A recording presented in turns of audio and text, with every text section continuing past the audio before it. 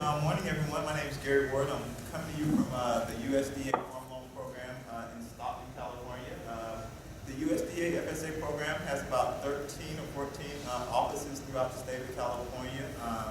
We cover each county in California. It just depends on where you are located. Our office covers all the loan programs from Merced, San Joaquin County, and Stanislaus County, all the way north to the Oregon coast. So we do a lot of different type operations.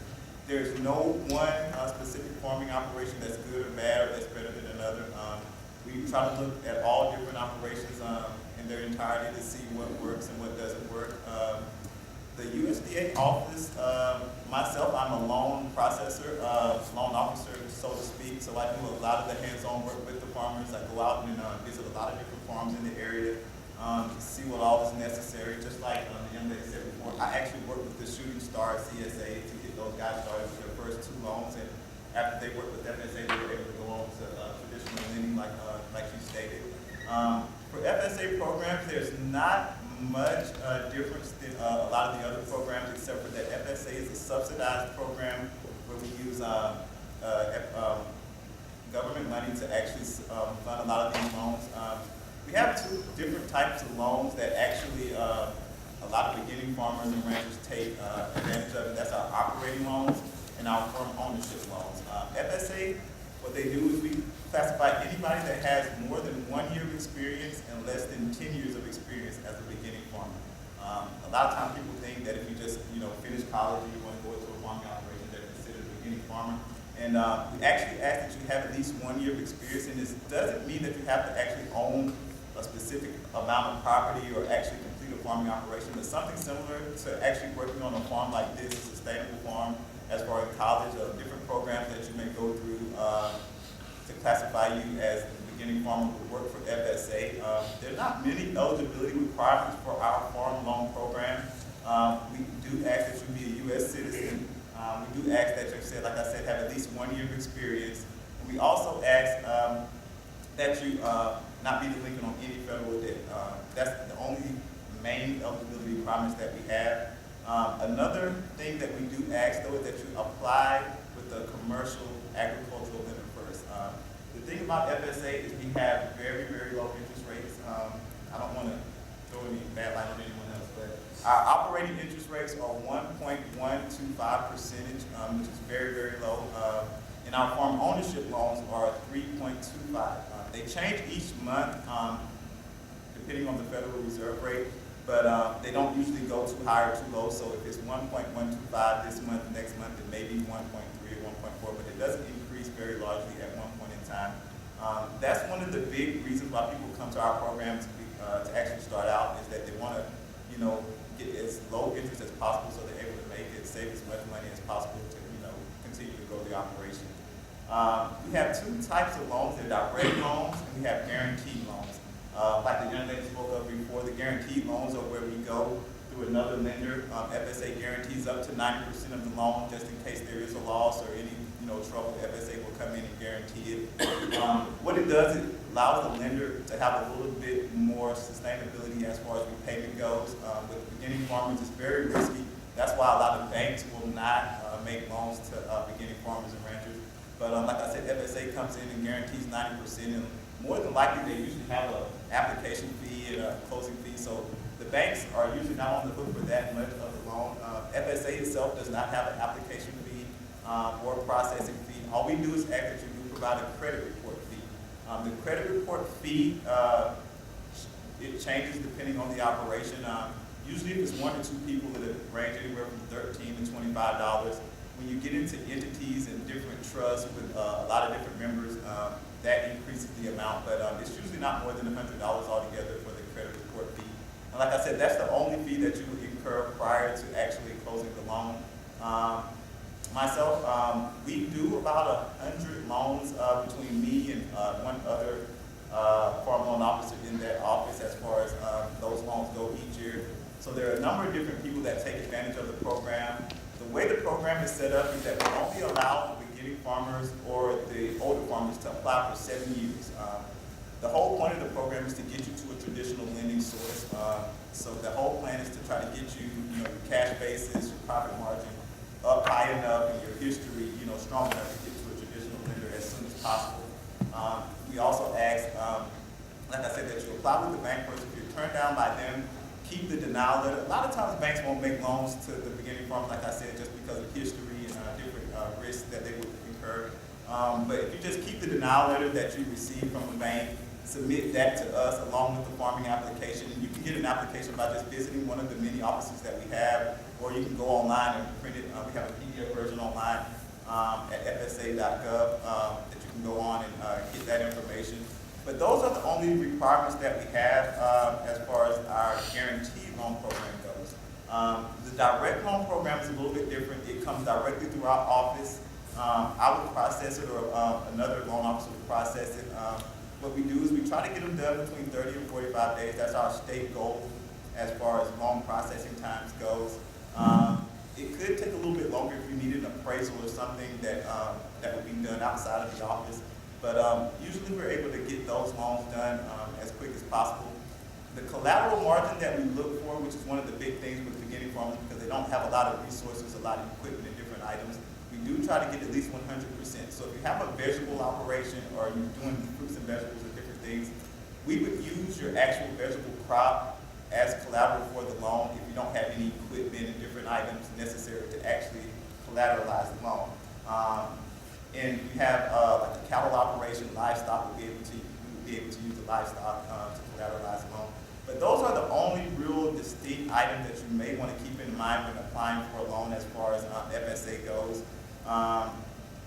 Other than that, we don't really require too much. We do require a budget, not necessarily a business plan like most people require, but a budget just so that we have an idea of what your income would be, what your expenses would be, what are the different costs you would incur. We also like to know when your crop will come in. So having a budget to determine exactly when your crop comes in will allow us to schedule your payment around that time, which is always good for the beginning farmers because they want to make sure that they have enough going forward for the next crop year. So, like I said, but even if you guys aren't, beginning farmers or have family members, FSA does do loans for older farmers and ranchers. I guess that's the right way to put it. But older farmers and ranchers, if you have family members, uncles, or aunts or dads or grandparents, we do loans for those guys as well too.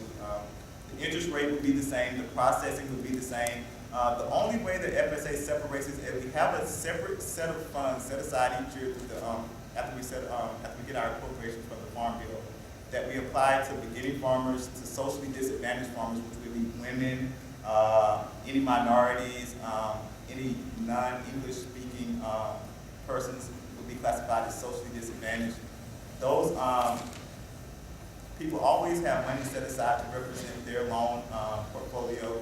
We also have, like I said, the older farmers and ranchers, and those would have a different interest rate, but it would be the same actual loan processing. So it's a couple of different things FSA does.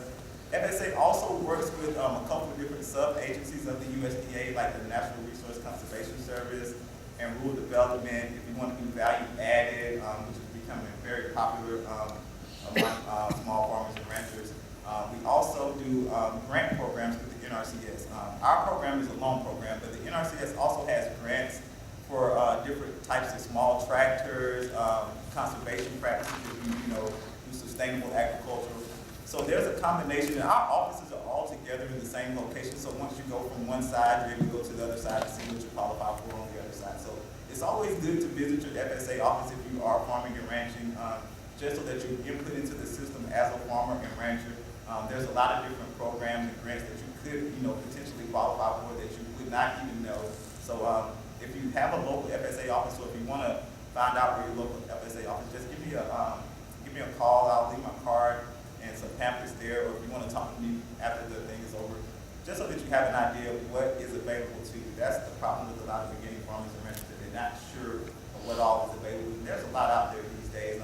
As you can see with California FarmLink and a lot of different agencies, we do work together as much as possible, especially with beginning farmers, to just try to meet all their needs together. So I brought a couple of different things. I said I brought a pamphlet, I brought my card, but I also brought FSA fact sheet, which lists the lending requirements, the maximum loan amounts. Our direct maximum loan amount goes up to $300,000. It can be used in a number of different ways, whether it be for an annual operating loan to pay for just annual expenses, whether it be to buy tractors or livestock. There's a number of different things that you can use it for, even to refinance debt that you currently have or actually to buy property. The guaranteed loan amount goes up to $1,302,000. It changes each year. September 1st is where our new fiscal year starts each year, so we get new loan limits, new appropriations as far as funding goes. But the actual criteria for lending usually stays the same. I've been here for about 2.5 years, and I haven't seen much change as far as that goes. So just keep that in mind. Feel free to contact our office at any time, or you can go through the website and just, you know. Can you find the local branch through this website? You actually click on it. No, that's fine right there. Actually, what you would do, I'm not really familiar with the website as much as I should be, but if you go all the way to the top where it says contact us, then you're able to see where the actual FSA state office is, which is in Davis, California, for California. Then you click right there.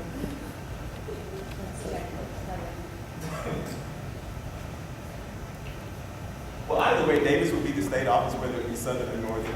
You would contact them to just find out where your local county office is. Like I said, the closest one to us would either be Ukiah, Eureka, or Stockton, just depending on where you fit into the location. But like I said, any office can help you or direct you to the right office.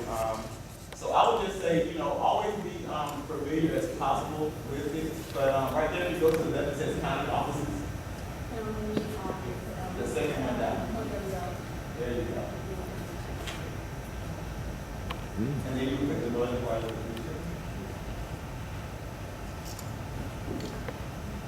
And you just pick your county, like I said, for Sonoma County, you would be able to contact Belinda Davis, which is my farm loan manager. I would be the farm loan officer. It would be the same contact phone number. So just feel free to do so. And like I said, We're open every day, 8 to 5:30, except for holidays. other than that, we're always there. Always ready to help, eager to help, and always looking to see new operations, beginning farmer operations. A lot of times with beginning farmers, I remember Shooting Star CSA, they were just so excited about being able to actually get started and doing their own operation that, you know, kind of went as far as you could to help them to see what all was available for them. So I apologize for that, but feel free to contact us and let us know if you have any questions or concerns. Thank you. Wonderful.